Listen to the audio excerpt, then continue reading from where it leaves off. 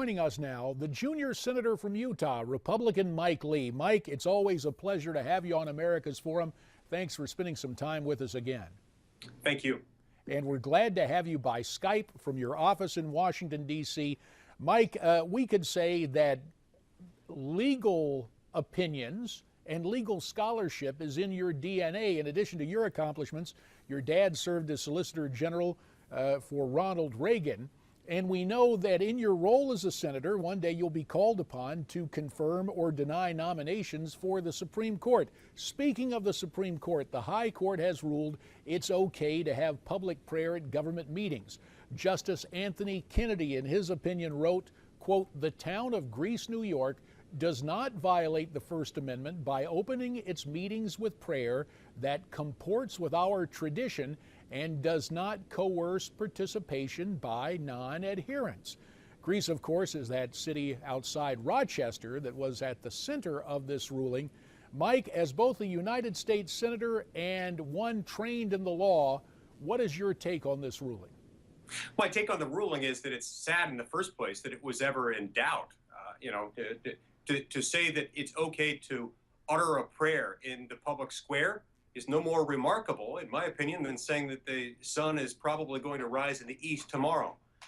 It's a sad commentary on our society that we had to litigate this all the way up to the highest court of the land, and that this had to result in not a unanimous decision, but a 5-4 divided ruling by the court, acknowledging what we all know to be true, which is that there's nothing in the Constitution that prohibits us as a free people from choosing to utter a prayer in a public context, at the outset of a public meeting. Mike, we take a look at the ruling. As you mentioned, it was 5-4. And on the other side of things, Justice Elena Kagan writing the principal dissent, her argument is that people shouldn't confront government-sponsored worship. Now, we hear this argument about government-sponsored worship, but based on your legal scholarship, legal history, that sense of tradition, is it fair to say that Madam Justice Kagan has a bit of an exaggeration in her dissenting opinion here? Well, yes, I think so.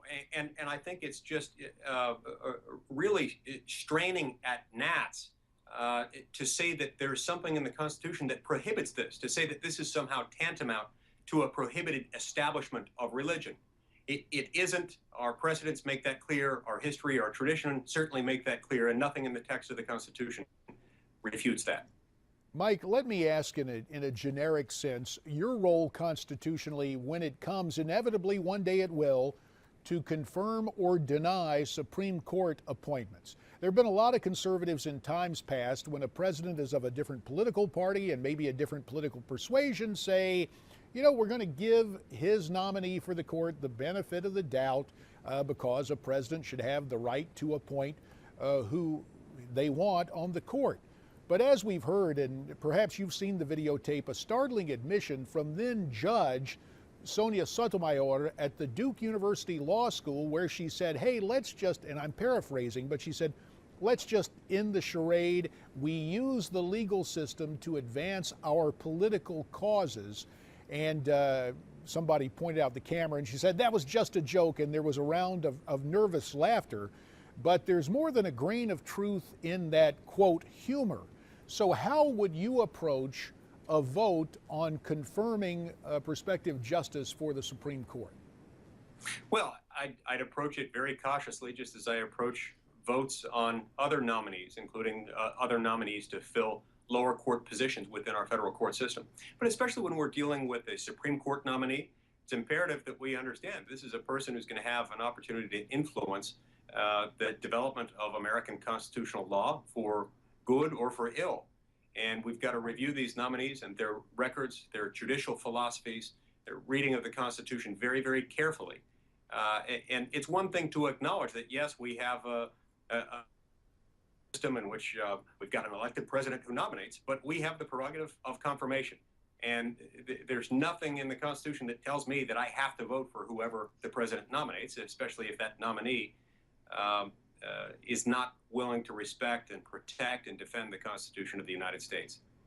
All these issues should with the Constitution and questions of what the Constitution permits. Let me go to another issue on the docket, if you will, Senator Lee, and that is this proposed Comcast-Time Warner merger, what it would look like. Right now, Rand Paul and Lindsey Graham, two of your colleagues, and on the House side, Blake Farenthold of Texas, say the cable mega deal does not appear to be a monopoly. When you're looking at the sheer size of this proposed merger, what's your opinion on it? Well, first of all, it doesn't.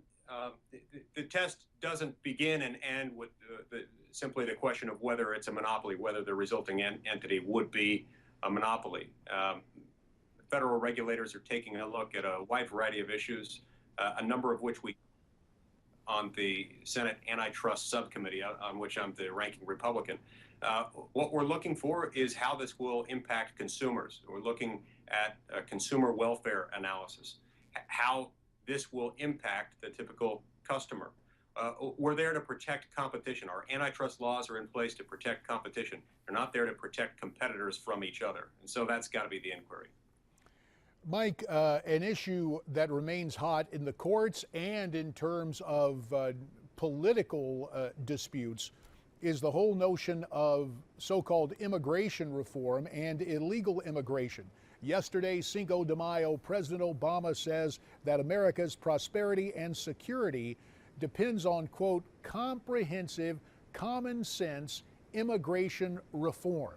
His words, not mine. When you hear that term comprehensive immigration reform, do you believe that's shorthand for amnesty? Well, I think that what the president wants to do is to lump all immigration reform into one package and to say, look, we can't pass any immigration reform until we reform everything. And by the way, that reform has to include a virtually certain to vest pathway to citizenship for essentially all 11 million or so illegal immigrants in this country right now. And I think that's the wrong approach to take. Look, we're a nation of immigrants. We always have been. I hope we always will be. In order to preserve that system and to make this a place that's desirable for people to come to throughout the world, we need immigrants coming in the front door, not the back. We do need to reform our immigration system, which is stuck in the Buddy Holly era and can't quite get out. But we need a step-by-step common sense reform.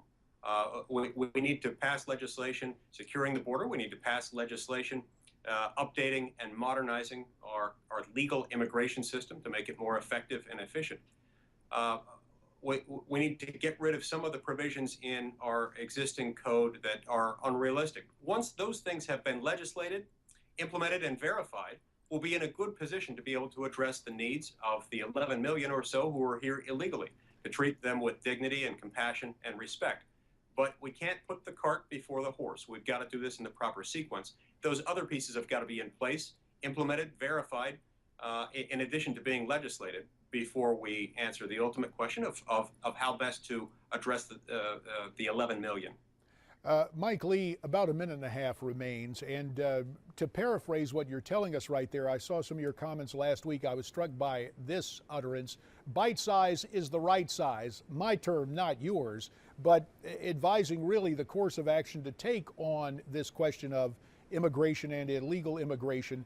When it comes to the House and the on-again, off-again approach of Speaker Boehner castigating some of the border hawks in the Republican conference, I know it's the other body, but viewing it from the other side of Capitol Hill, is Speaker Boehner helping or hurting when he has this on-again, off-again approach to immigration? For example, Steve King of Iowa says the Speaker has been consistent with his inconsistencies on immigration.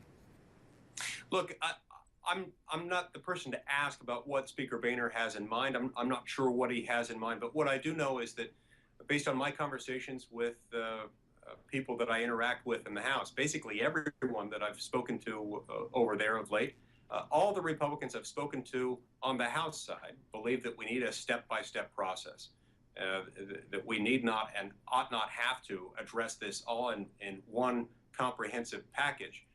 We need to address these problems one step at a time. And we'll have to leave it right there. Mike Lee, we thank you for your time, your insights, and we look forward to talking to you again. Thanks, JD.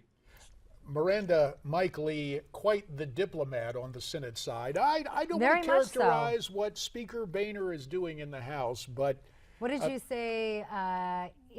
Consistently being inconsistent. and That's the what line really belongs to my old colleague Steve King of Iowa. The fact is that Speaker Boehner has blown hot and cold on the immigration issue, quoted in the Wall Street Journal a couple of weeks ago as saying, quote, he was hell-bent on passing immigration reform this session. And of course, as we know, it's primary day in Ohio. The Speaker with two challengers, Tea Party challengers, but two challengers against a powerful, well-financed member of Congress like the Speaker of the House. It's an uphill battle for those Tea Partiers in that Ohio primary. Oh, that it is. Will it ever happen? Immigration reform. Well, immigration reform, perhaps. Amnesty, I would hope never, and that's the primary concern. Always sandwiched in here, there's talk, first of all, underestimating the numbers, 11 million. They're more like 20 to 30 million illegals in the country, and we need to get real with the numbers as we deal with the real definition, which is not immigration, it's dealing with illegal immigration. My 2 cents worth. Your There 2 you have cents it. worth, we'd welcome. Why don't you contact us via Twitter at Newsmax TV, hashtag America's Forum. There's also email and Facebook, and we're coming right back.